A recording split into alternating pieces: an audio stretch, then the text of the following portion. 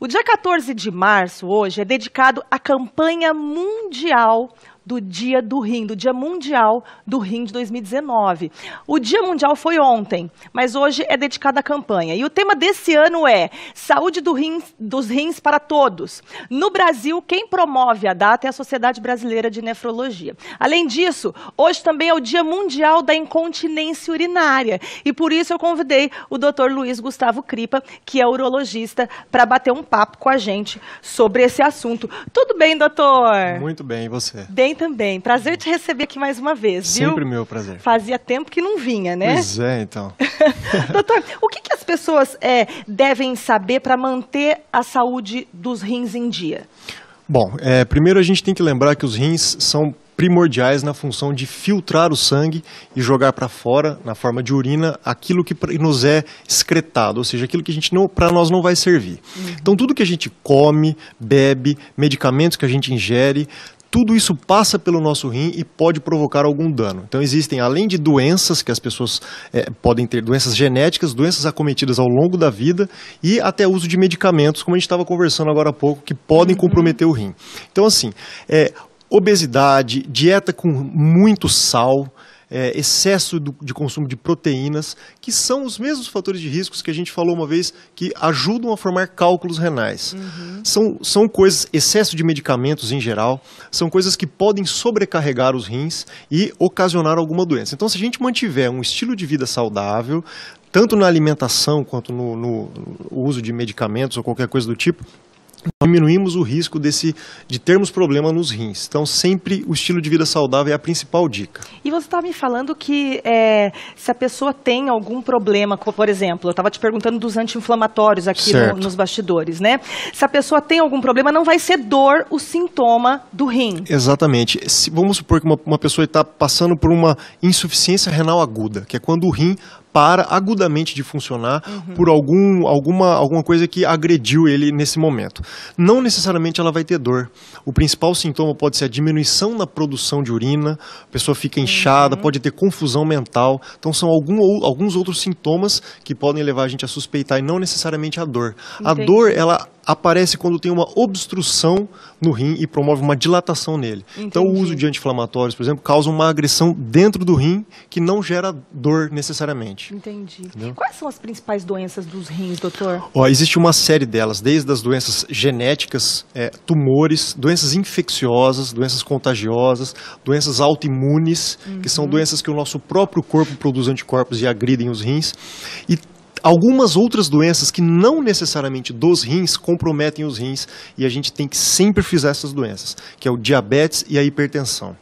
Pessoas diabéticas e hipertensos devem controlar ao longo da vida, porque essas doenças podem levar o paciente a ter o que a gente chama de insuficiência renal crônica, que é a falência dos rins, levando o paciente a precisar daquela tão famosa hemodiálise. Exatamente. Temida hemodiálise. Então, assim, não só doenças são frequentes nos rins, mas as doenças que mais causam a falência dos rins é a pressão alta e o diabetes, né, que devem ser muito combatidos. Perfeito. Doutor, falando agora da incontinência urinária, quando que a gente é considerado mesmo, tem certeza que é incontinência urinária? Isso. A incontinência urinária é qualquer perda involuntária de xixi, de urina. É quando você perde urina sem que você consiga controlar ou queira.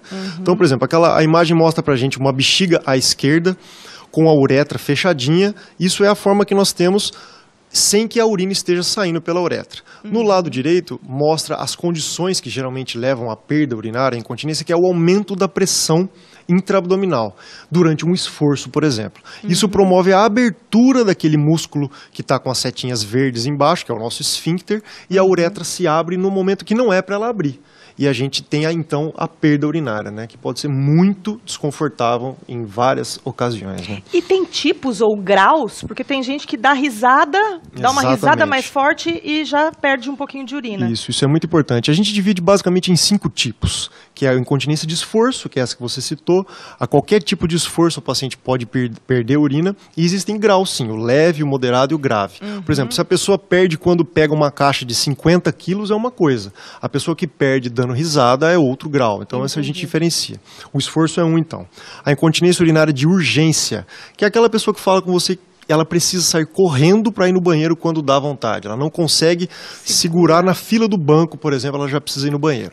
Essa não é tão comum nas mulheres. A mais comum nas mulheres é a de esforço. Depois a gente explica por quê. Nos homens, já a mais comum é essa de urgência. Porque nos homens existe a próstata, todo aquele esquema. É a segunda, então, de urgência. O terceiro tipo é a mista, que são pacientes que têm os dois tipos de queixa, as duas envolvidas. E uma quarta, que é quando o paciente tem a incontinência por transbordamento. É como se fosse uma caixa d'água cheia, que não consegue esvaziar e transborda. E o quinto é quando o paciente perde continuamente. Geralmente é sequela de tratamento cirúrgico de alguma doença que promoveu uma lesão na uretra, e isso faz com que ele perca a urina continuamente. E quais as principais causas? Tem uma causa incontinência urinária? Nós precisamos citar que em torno de 20 a 40% das mulheres vão ter algum grau de incontinência urinária. Então, se existem alguns fatores de risco, os principais são o sexo, então as mulheres são muito mais acometidas pela incontinência urinária do que os homens, e a idade.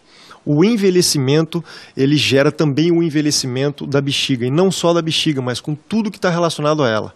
A nossa bexiga, ela serve para armazenar a urina. E para que esse armazenamento e o esvaziamento ocorra de forma eficiente, não é só a bexiga que funciona. Existe uma série de neurotransmissores, sistema nervoso central, então o paciente precisa ter um neurológico preservado, que aí é um tipo de incontinência que acontece nos idosos, com demência, com doenças psiquiátricas. Então, o envelhecimento causa uma série de alterações na bexiga que promovem a perda. E o mais importante para as mulheres é o seguinte, com o envelhecimento e perimenopausa, pós-menopausa, existe a diminuição na taxa hormonal, que é o estrógeno, que é o principal hormônio feminino. Esse hormônio promove uma flacidez da musculatura do assoalho ali, que segura a bexiga. Isso faz com que a mulher, com o tempo, tenha perdas urinárias ao esforço. Então, idade, obesidade. Então, as mulheres obesas, o IMC acima de 30 já faz com que a mulher tenha 2 vezes mais chance de ter perda urinária do que as mulheres que não estão acima do peso. Tabagismo também? O tabagismo é estudado como uma das principais causas, por alterar também a musculatura da bexiga e promover algumas sequelas na bexiga e fazem com que a mulher perca a urina também. Quem pratica muito esporte pode ter, doutor? Então, um estudo recente, eles estudam isso porque eu já ouvi falar, todo mundo já ouviu falar, que às vezes a pessoa está fazendo uma atividade física muito intensa e perde xixi. Isso pode acontecer. Já está provado que atividades físicas de leve a moderadas são protetoras contra a incontinência urinária, e atividades físicas de alto impacto podem gerar um grau de incontinência urinária. Então, atletas que têm ou passam a vida toda com atividades físicas de alto impacto, isso mulheres, né, têm uma chance maior de desenvolver a incontinência urinária. Não é que elas vão desenvolver, mas elas, pelo alto impacto, sempre pressão abdominal aumentada, impulsionando a bexiga contra o assoalho pélvico, elas têm uma chance maior de desenvolver. Olha só, doutor, tá chegando perguntas aqui no nosso WhatsApp. A Bruna, ela diz o seguinte: boa tarde, Fer, meu filho já tem 5 anos e vira e mexe fica com a cuequinha molhada. Ele levanta de madrugada para ir ao banheiro e durante o dia vai várias vezes também. Como posso descobrir se ele tem incontinência?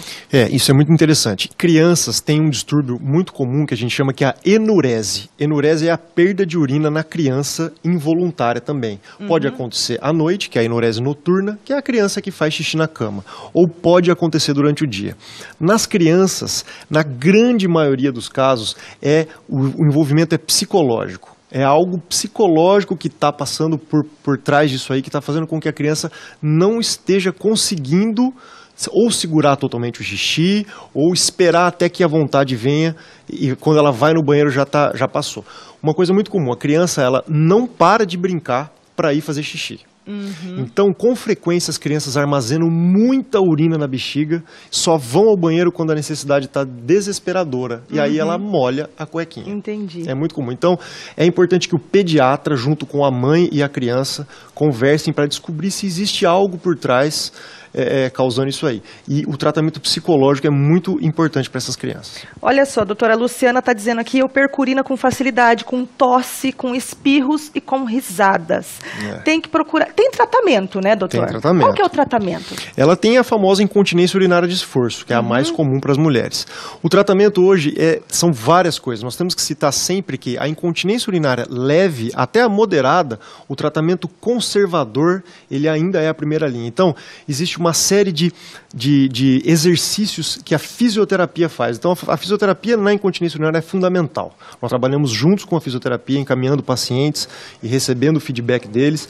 Vários exercícios de fortalecimento da musculatura, do períneo, da musculatura do assoalho pélvico, responsável por essa contenção, que fazem com que os casos leves e até moderados melhorem bastante ou até curem. Essas pacientes. Em alguns casos que não funciona, a gente associa tratamento medicamentoso, mas a incontinência urinária de esforço grave, que é aquela geralmente que a paciente perde aos mínimos esforços, o tratamento cirúrgico, que é quando a gente coloca uma telinha, que é um sling que a gente chama.